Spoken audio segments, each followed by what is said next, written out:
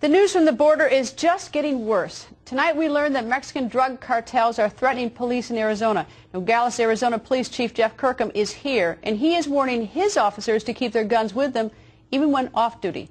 Nogales, Arizona is 20 miles north of the Mexico border. Chief Kirkham joins us on the phone from Arizona. Good evening, Chief, and why have you warned your police officers to carry their guns off duty? Good evening. We've warned our officers and had them be armed at all times, on and off duty, obviously armed while on, but off duty simply because of the issues and the threats related to the drug smuggling operations that continually plague the area surrounding and within the confines of the city of Nogales. Is there a specific threat? We specifically obtained a threat from drug trafficking organizations related to two off-duty incidents where approximately 600 pounds of marijuana were seized on those seizures. The officers at the time were off-duty. They saw a felony crime being committed along our borders, and they took action. And as a result of those investigations, the information came to us that they are specifically going to target any officer that's off-duty and takes police action. What's been the reaction within the police force of the city? How's morale on this one? Our officers are determined. They have a high morale. They are not going to be intimidated by anyone trafficking drugs through the United States, and especially around the city.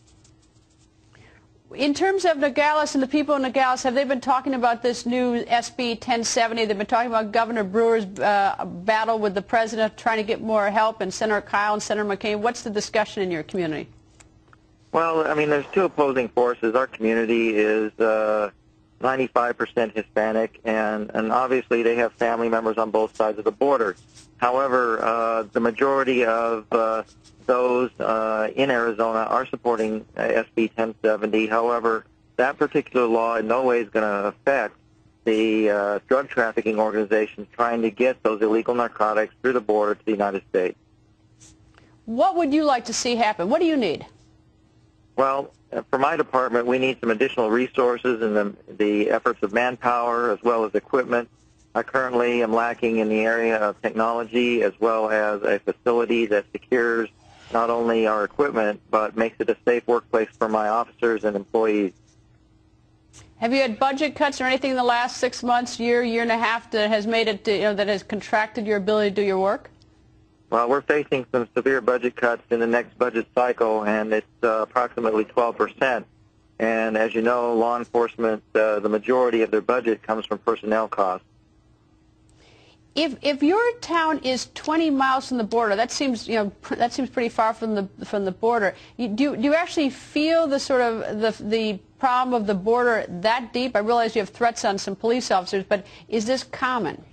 Well, 20 miles is actually inaccurate. Our city is divided by the wall or the fence between Nogales, Sonora, and Nogales, Arizona. So we're right there. What's your thought on the fence? Because there's a lot of controversy. A lot of people want that double fence put up there in your area. Would that help? Well, I believe some extensions of that fence line, because it actually terminates approximately 5 miles on either end of the city. To where there's nothing more than a barbed wire fence. And those are issues that we come across where the rancher on the eastern side of the state was killed as a result of some intrusion.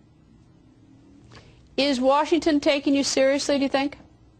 Well, I've written letters earlier in the year to the Secretary of Homeland Security, and so far I've only heard back from members of DHS through their Arizona operatives, but I have not heard directly from anyone in Washington, D.C. related to these issues. Chief, thank you. Good luck, sir.